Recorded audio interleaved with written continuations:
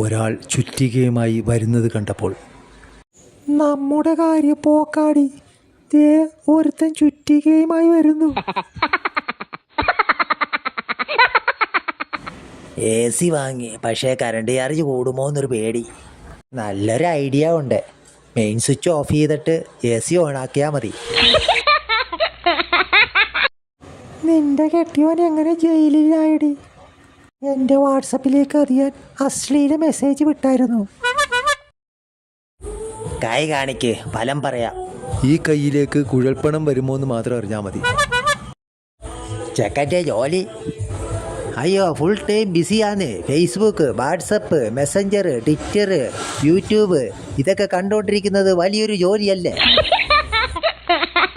സ്വപ്നം പോലും വ്യക്തമായി കാണാൻ കഴിയുന്നില്ലെന്ന് പറഞ്ഞതുകൊണ്ടാണ് കണ്ണടക്കെ കുറിച്ചത്.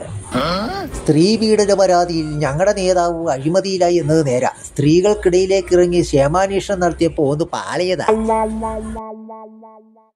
ദൈവം മനുഷ്യനെ സൃഷ്ടിച്ചു, പിന്നീട് ആ മനുഷ്യൻ ദൈവങ്ങളെയും സൃഷ്ടിച്ചു, അല്ലേ അപ്പൂപ്പ?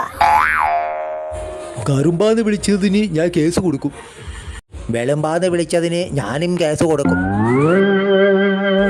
കഴിഞ്ഞ ദിവസം ബാൻഡേജ് ഇടതുകാലിലായിരുന്നല്ലോ, ഞാൻ വലതിലേക്ക് മാറി സാറേ. 10 തലയുള്ളതാര? രാവണൻ. ടീച്ചറെ, ഒരു സംശയം. രാവണൻ മുടിവെട്ടാൻ 10 തലയ്ക്കും കാശ് കൊടുക്കണോ? മദ്യപ അപകടകാരി. അതുപോലെ മറ്റൊന്ന് മതം. എന്റെ നീളം മുടി ഞാനങ്ങ് മുറിച്ച് കളഞ്ഞടാ. കഴിഞ്ഞ ദിവസം ചേച്ചിയെ പെണ്ണ് കാണാൻ വന്നവര് മുടി കണ്ട് എന്നെയാ ഇഷ്ടപ്പെട്ടത്. പെൺപിള്ളേരുടെ മാല പൊട്ടിക്കാൻ എന്താണ് ഇത്ര ആവേശം? വലിയ ക്ലാമറായി നിന്നിട്ട് ഒരു പെണ്ണ് പോലും പിന്നാലെ വരുന്നില്ല സാറേ. നമ്മുടെ പാർട്ടിയെ ഒരുത്തൻ കുറ്റം പറയുന്നു. EDയെ വീട്ടിലേക്ക് അയക്കുമെന്ന് പറയാമായിരുന്നില്ല. ഗ്ലാമർ വിഷയമല്ല, പക്ഷെ എന്നെ നോക്കാനുള്ള ചുറ്റുപാട് വേണം. സൗന്ദര്യം ദൈവം അവന് വാരിക്കോരി കൊടുത്തിട്ടുണ്ട്. രണ്ടാമത് പറഞ്ഞതാ കുട്ടി ഇല്ലാത്ത. ഒരാൾ വാഹന പുക പരിശോധന കേന്ദ്രത്തിൽ. വണ്ടിക്കല്ല, എനിക്കാ പൊല്യൂഷൻ. ദിവസം 100-500 സിഗരറ്റോളം വലിക്കും.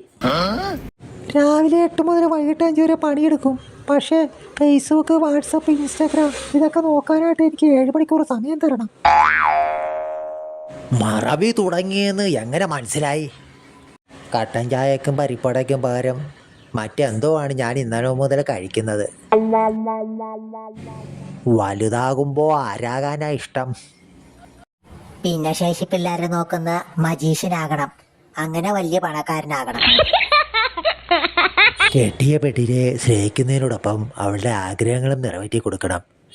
അതിന് അവളുടെ ഭർത്താവ് സമ്മതിക്കുമോ ഫാദർ? എന്നെ ഇഷ്ടമാണോ എന്ന് ചോദിച്ചപ്പോൾ നാളെ പറയാമെന്നാ അവൾ പറയുന്നത്. വല്ല ലോട്ടറിക്കാരൻ്റെ മകളായിരിക്കും. എന്നാത്തിനാടാ ഇപ്പോൾ ഈ തെങ്ങ് കെട്ടണ കമ്പി? ഭാര്യയുടെ പല്ലിനകഴ്ച, കമ്പി ഇടണമെന്ന് ഡോക്ടർ പറഞ്ഞു. ഫോണിൽ കണ്ണു നട്ടിരിക്കുന്നവർ ഇടയ്ക്കിടെ വെള്ളം കുടിക്കണമത്രേ. അത്രയും സമയമെങ്കിലും കണ്ണിനൊരു റെസ്റ്റ് കിട്ടട്ടെ എന്ന് കരുതിയാവും. ഒരു തവണ ഒരു തെറ്റേ ഒരാളോട് ചെയ്യാവൂ. പപ്പ, ഓരോ തവണ ഓരോന്ന് വെച്ച് ചെയ്തോളാം. നീയും ഭാര്യയും കിരിയും പാമ്പും പോലെയാണെന്ന് പറഞ്ഞിട്ട് 4ാമത്തെ കുട്ടിയും ജനിച്ചല്ലോ. എത്ര വലിയ യുദ്ധമാണെങ്കിലും ഇടയ്ക്കൊരു വെടിനിർത്തൽ ഉണ്ടാകുമല്ലോ.